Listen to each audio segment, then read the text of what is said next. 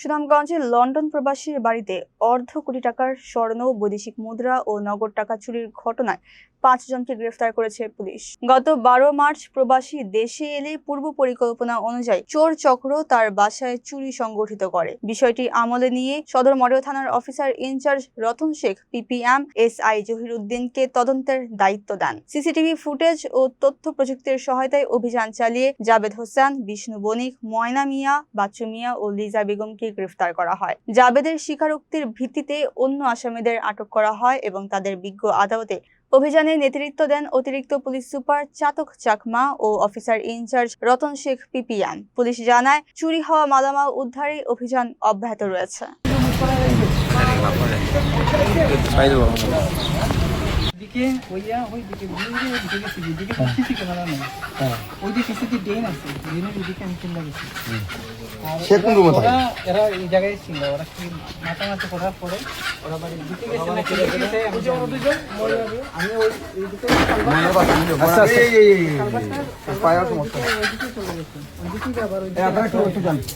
আপনারা একটু জানেন আমাদের কাজে কেন তার বাসা কোনটা?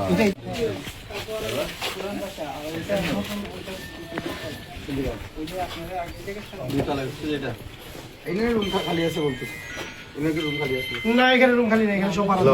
এখানে আসি আমি দিয়া চলে গেছিলাম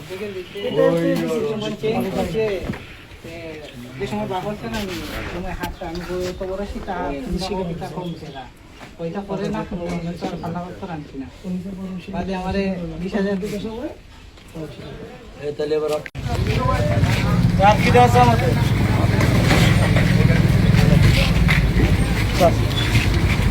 ভিডিওটা কিন্তু করে নাও ওদেরকে নিয়ে যাও পাশে